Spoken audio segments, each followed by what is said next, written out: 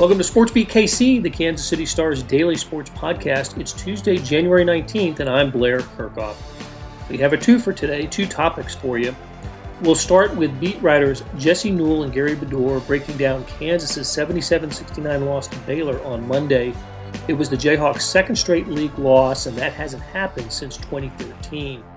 We'll open the segment with some comments by Bill Self as he addressed reporters after the game.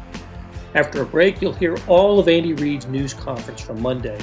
There was so much ground to cover, we decided not to omit anything. So you'll get Reid's thoughts on the Patrick Mahomes head injury, and notice Reid doesn't say his quarterback suffered a concussion, and questions about the AFC title game opponent, the Buffalo Bills, the head coaching job chances of Eric Bieniemy, and the play of backup quarterback Chad Henne. A lot of good stuff from Andy Reid, but let's get started with some sound from Bill Self, followed by Jesse Newell and Gary Bedore on the KU loss at Baylor on Monday. We got it to 5, so I thought we played pretty well.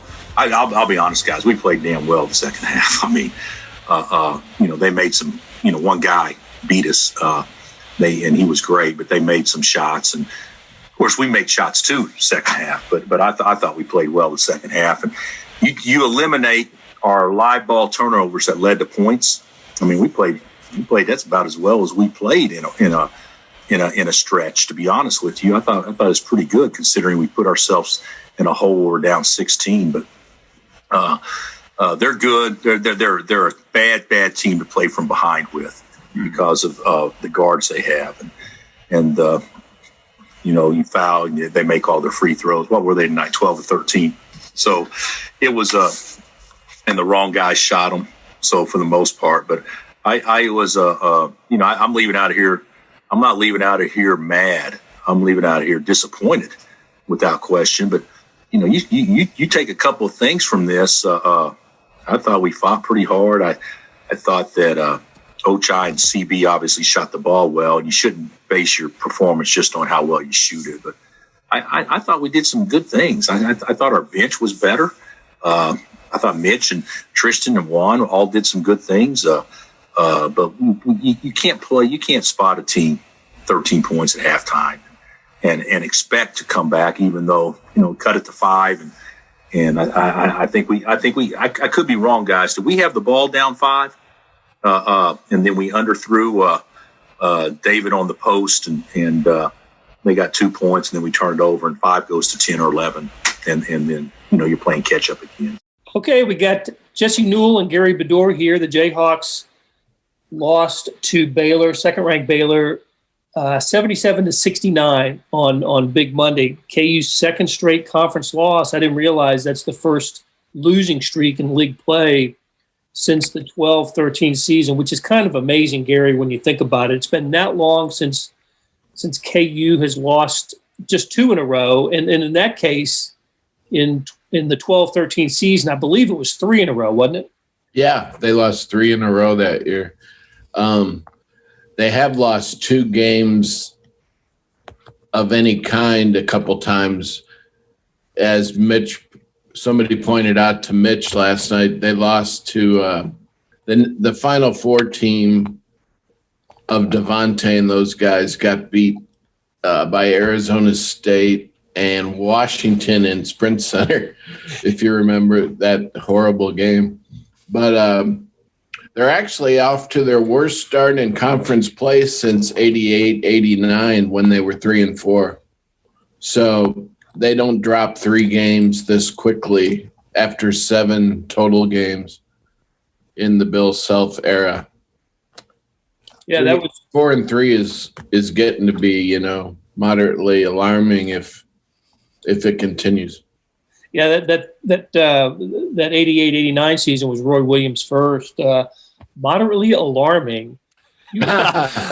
Blair, did you want a podcast headline for this episode? Because I think you just got it. Nailed it. Yeah, very nailed it. Jesse, I thought, so I tuned into the post-game press conference last night, and I thought Bill Self, and we heard a little bit of it before we started talking. Bill Self was, he said, I think he said he wasn't going home angry, just a little disappointed. He was a little more upbeat than maybe I expected him to be for a game in which Kansas never led, trailed by 16 in the first half and 13 at halftime, but did play a pretty decent second half and got the lead cut to 5 a couple of times. Is this, I don't know, is there ever an acceptable loss for Kansas? I guess I'll use Gary's term because you probably saw my face on the Zoom call with the same thing when Bill Self was talking so positively, moderately alarming because I was pretty confused by that as well. I that was not what I was expecting, especially from Bill Self, who has been ultra competitive throughout his career and never likes losing. As you mentioned, Blair, some things went right for Kansas and they weren't competitive in that game. You know, they made a bunch of threes. They made some tough shots. They haven't been hitting threes lately. And so Baylor led wire to wire. KU did cut it to 5, but that wasn't super competitive down the stretch. It wasn't like, you know, there was super game pressure on Baylor to come up with plays. So I don't know, that Bill Self is correct when he talked after the game about how, hey, look, KU is not on Baylor's level. I mean, it's clear. You know, KU is probably about the 15th best team in America. Baylor is clearly with Gonzaga as a top 2 team nationally. Hopefully those 2 teams get to meet at some point. But I don't know that it's great if Bill Self sees that as a way to just kind of throw your hands up after what should have been an 11-point loss before Christian had the bad beat of the year, hitting a double clutch 3 to send all the Vegas bettors home crying and to make it 8. But I don't think that means you should just throw your hands up and say that this team has no ceiling, this team has no chance, and that the best this team can do when it shoots well and turns Baylor over a bunch of times is to lose by 8. I don't know. That was strange. I did not expect that. I don't know what I expected from Bill Self, but that was a little bit off, and I don't really know what to make of it, honestly. I don't know what to make of it. I guess I'm still processing it at this point. So, yeah, we'll see where Kansas moves heading forward. I think they have a greater ceiling in them. I think they have players that they aren't getting as much out of as they potentially can down the line. I think they have a style they can go to that they played earlier this year in the 5 out that they aren't utilizing enough. They only played it for 3 minutes in the last 4 games, and obviously they're not getting enough out of Jalen Wilson as they did earlier in the season because of the style they've gone to. So it is a little bit confusing at this point. I didn't think it was an encouraging performance from Kansas. So the fact that Bill Self did surprise me a little bit. Okay. Gary, what about Jalen Wilson? His numbers are down the last few games. I don't have the stat sheet in front of me to know what he finished with last night, but it took him a while to get his first bucket, and we have seen better games from him. Yeah, he was 2 for 7 shooting. Marcus Garrett had 5 turnovers and 8 assists. When we were talking before the show, it looked like KU might come back to win that game, which they probably would have in past years if you recall guys like Dotson zipping through there for key layups and Frank Mason as they made comebacks. And Wilson production has been down, but Marcus almost looks like a guy who is ailing or something. He's not really fluid at the point, and I don't want to blame him for everything, but my eye test is not giving me positive vibes on Marcus Garrett right now. I don't know what Jesse thinks, but Jalen, I really don't know what's wrong with him, except maybe like Jesse said, the style of play isn't fitting him without the 5 guards. But I don't really know. But my guy that the eye test is hurting on is Marcus Garrett. Gary's right. That's what I think. No, absolutely. When you play point guard for Kansas, it takes a lot out of you. It just does. And we've seen players in the past. I'm thinking guys like Sharon Collins, who was in the McDonald's All-American dunk contest. You know, he was not showing that same sort of athleticism late in his KU career. He was laying the ball up. Elijah Johnson was super athletic. He had to play point guard for Kansas late in his career. What happened to him? Again, he became less of an explosive player. Frank Mason, same way. It takes it out of you. And you add on top of that with Marcus Garrett that he battled this sort of weird illness early in the year. Bill Self talked about how he's had trouble catching his breath. He has not played explosively, and that's so important. Last year, he was getting right-handed drives and getting kind of a burst to get past people. That was his most efficient offense. He just doesn't have that this year. So that's obviously concern number one. And Gary's completely on with Jalen Wilson. When KU went 5 guards late to try to come back in that game, you saw a different Jalen Wilson. Like, he perked up, he was driving, he was aggressive, he was finding teammates. But he and David McCormick right now are not a good fit in together, because when David's in there, Jalen feels like he has to get the ball to David. And then also when David's in there, the driving lanes are cut down and the offense is going through David. So this is sort of an identity crisis for Kansas, honestly.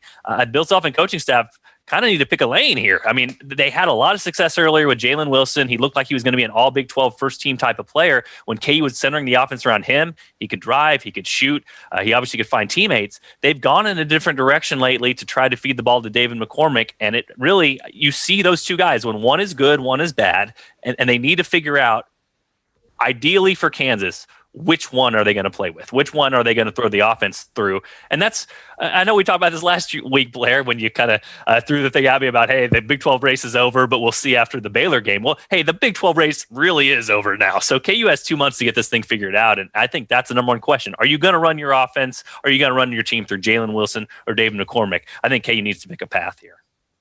Okay. KU race may be over for KU, but there's still a lot of Big 12. The Big 12 race may be over, but a lot of games to play. Starting Saturday, Gary, the OU is the next opponent. They go down to Kansas, goes down to Oklahoma. They've already played the Sooners. Tight game in Lawrence. What do we think? Is this Kansas's success rate in Oklahoma? Not bad. Not bad, and they certainly take care of business at Allen Fieldhouse against the Sooners. Is this a 4-3 in the conference? If they don't win this game to drop to 4-4, that is how did you put it? Moderately alarming. That's an 11 o'clock game, and it could. It's probably going to be a close game, so they need to get it going. There's a batch of teams that have 3 losses in the league. So Kansas, I believe TCU has a COVID thing going on, so maybe that next game, that'll be finally have a home game in Lawrence. That might be in jeopardy right now. So I would think that they just have to just win, baby, as they say. They've got to get the W. Just win, baby. That's the old Al Davis line. Yeah. So, all right, guys. Hey, good conversation, and we will catch up with you again next week. All right, thanks. Hey, it's Blair. We have a special subscription offer for SportsBeat KC listeners. Unlimited digital access to the Kansas City Star's award-winning sports coverage. Sign up now for 1 year of Sports Pass for access to all the sports news, features, and columns presented on the kansascity.com site, and it's only $30. That's a 40% savings off our regular rate. Your subscription will automatically renew after the initial term at $50 unless you tell us to cancel. Your subscription helps support the sports coverage of kansascity.com and the Kansas City Star, and that support has never been more important. Please visit kansascity.com/SportsBeatKC offer to get this special offer. And as always, thanks for listening. Talk about other than Patrick's, and he's in protocol there, so and we'll just follow that and see how he does here the next couple of days. So with that, we'll talk a little bit about the game. I had a chance to look at it on tape and review it. I sure like the effort of the players. I thought they came out and played 4 quarters of good aggressive football. I like the summarizing it. I like the game plans that both coordinators had and Dave had on special teams. I thought the defensive scheme that Spags put together against what I thought was a very explosive offense, both in the run and the pass game, was tremendous. I thought the players played and challenged that way. They had a lot of confidence in the game plan. Badger had the interception. Big Chris had that last series that, he just bared down and did some beautiful things. Dan's tackle, it was great, which created a safety there. I mean, that was a great job by him, and so on. So anyways, there were a bunch of personal things that came through. Snead, I thought, for being in his first playoff game, I thought he did a nice job as a young guy. So all positive things. On the offensive side, Patrick was actually having a really good game up until that point. I thought our offensive line did a nice job against what I thought was the strength of that defense and that front. And so they bared down and got the run game going early, and we had a nice little mix going there. And then obviously when Pat goes out, now Chad comes in, and I was proud of all the guys around Chad that had that confidence in him. I told you Chad mentioned that to the team as he broke the team down after the game. So, but I thought Chad played with great composure, in particular for that situation. Then for it to come down to the last series there, the big run that he had was great. He dusted off those old legs and got him moving a little bit. Came up a hair short, and then came back and made a nice throw to Tyreek to clinch it. Anyways, I thought all the coaches had input, not only in the game plan but also during the game on both sides of the ball. There was great communication on the defensive side. Offensively, I was part of that, just with talking and between EB, Mike Kafka, Joe Blameyer, Greg Lewis, Tom Melvin, all those guys, D-Lind, everybody was talking and giving input that was productive, and so I just again really appreciated that.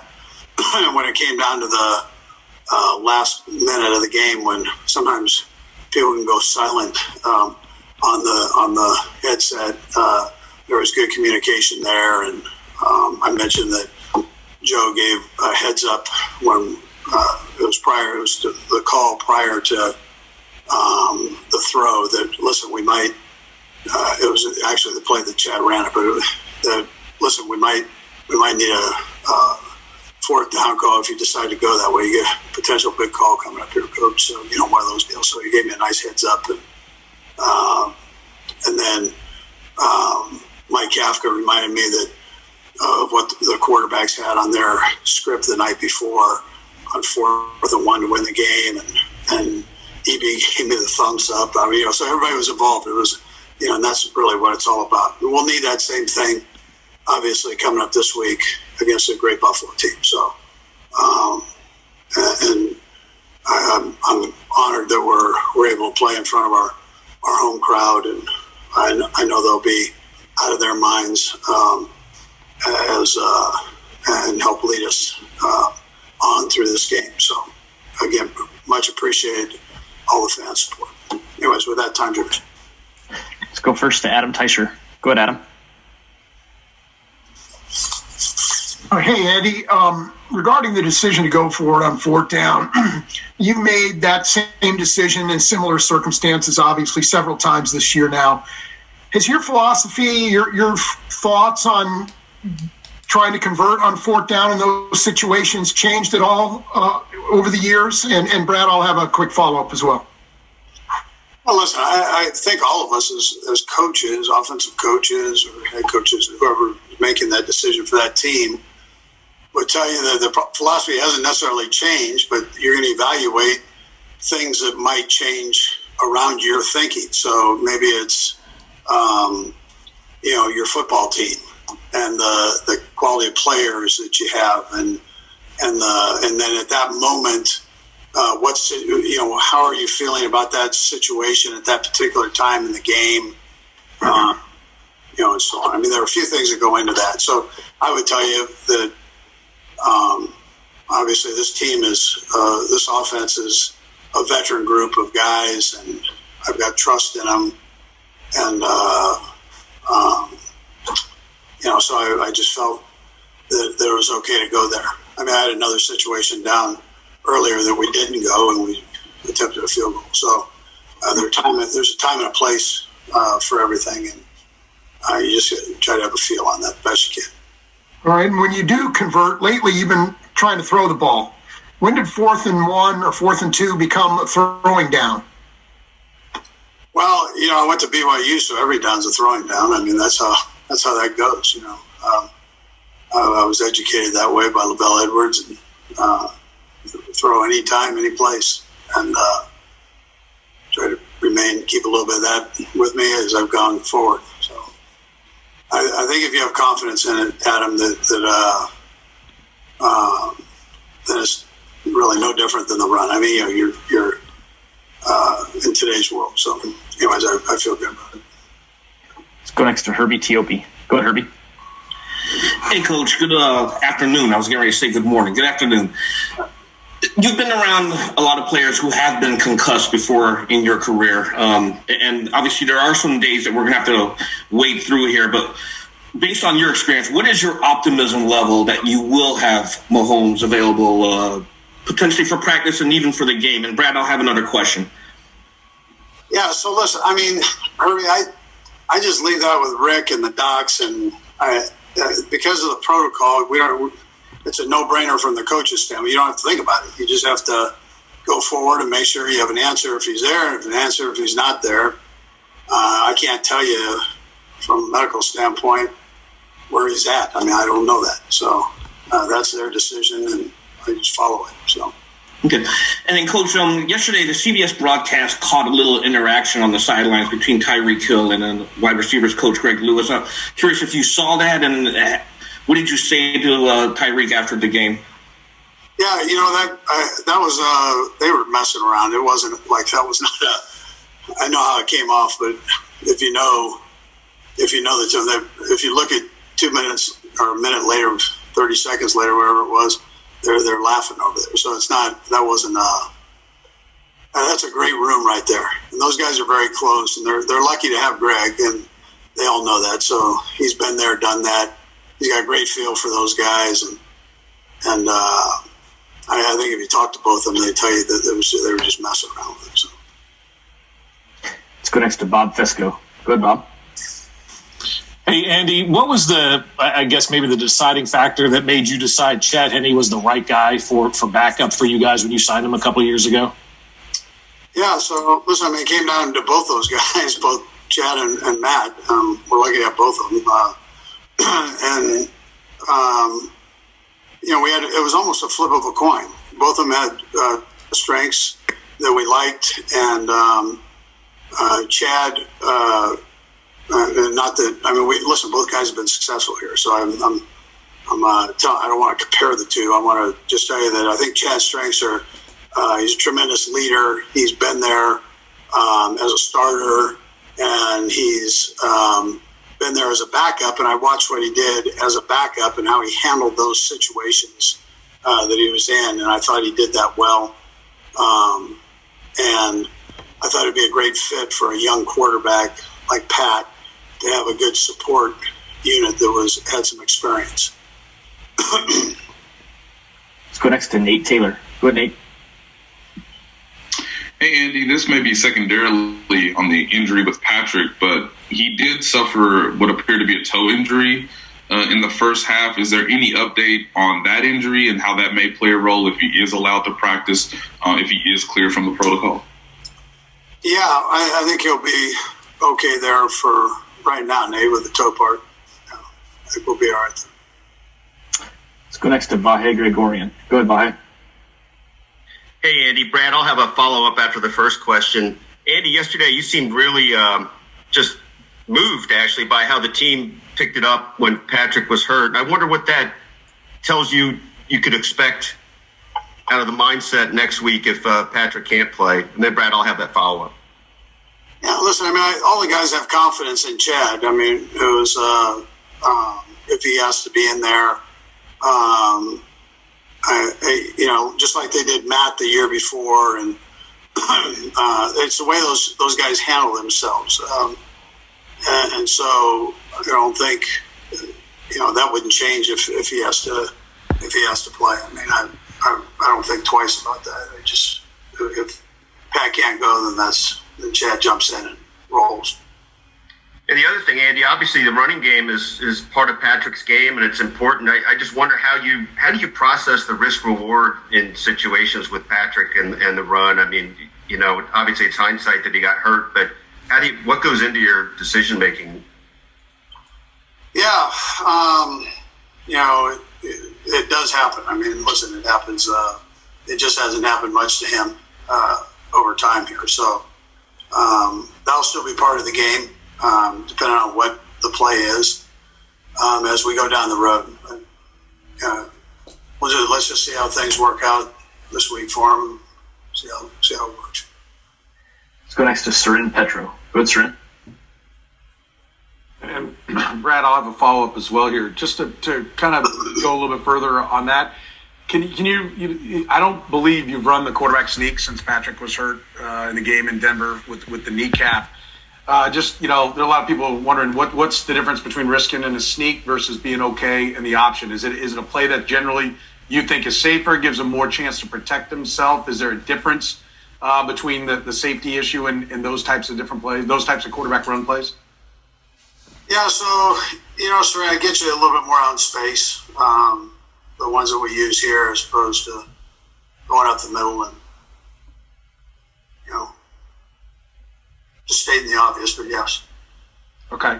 Yeah. And then secondarily, I know the protocols take over and all the doctors do all that. Is there if he were cleared on a Sunday morning, having no practices, would he be able to play, or is there a certain point during the week where you, maybe not publicly, but you in your head say, okay, he's missed too much and he's out and we're going with Chad? Well, I hate to say it publicly. Well, I know you wouldn't. But listen, I'll have to evaluate that as we go forward. Let's just see how this whole thing rolls. Let's go next to Sam Mellinger. Go ahead, Sam. Hey, Andy. Last night after the game, you used the term intestinal fortitude, right, to describe what you were really proud of in the way that game ended. You guys have the whole season has been close wins like that, right? I'm just wondering, in your experience, how rare or common is it to have a team that has this level of whatever that is, intestinal fortitude? Yeah, I'm glad you didn't have me define intestinal fortitude. I was worried that you were going there. So, yeah, I think it's unique. It's a unique characteristic to have, and this crew's done that. They have trust in each other to get that done. Now, rather have it not have to be that way and bigger leads, but the bottom line is, that you attempt to win the football game and do it the best way you can against great competition in this league. So at times you're going to have to reach down and just reach a little deeper and really, whatever that term is, to get in there and use that intestinal fortitude, so to get you over the hump. So, and most of it ends up being trusting guys around you and then trying to make the play a little bit better. And that's what our guys have done to this point. Got four more. We'll go right down the line, starting with Aaron. Go ahead, Aaron. Coach, you were around when the NFL kind of revamped the concussion protocol back in 2017. What's different now than, I guess, before then? Is it harder to get your hands around those guys and kind of prepare them? What's different on you guys? Yeah, well, I mean, there's a chance, back in the day that Patrick comes in. I mean, comes back in, and this is a way of protecting, I think, the player most of all. Also protecting the trainer and doctors that are having to make decisions there. So, that's I think it's a plus all the way around. I think Patrick could tell you. I mean, you saw him run up the tunnel, and by the time he got to that point, was feeling pretty good. So, but there's a certain protocol that you have to follow, and that takes it out of the trainer's hand and player's hand and doctor's hand. Go next to Sam McDowell. Go ahead, Sam. Hey, Brad, I'll have a real quick follow to this. But, Andy, you said last night that Patrick passed all the deals. Does that mean that he was or was not diagnosed with concussion and that it was an independent doctor's decision or the team's decision not to put him back in?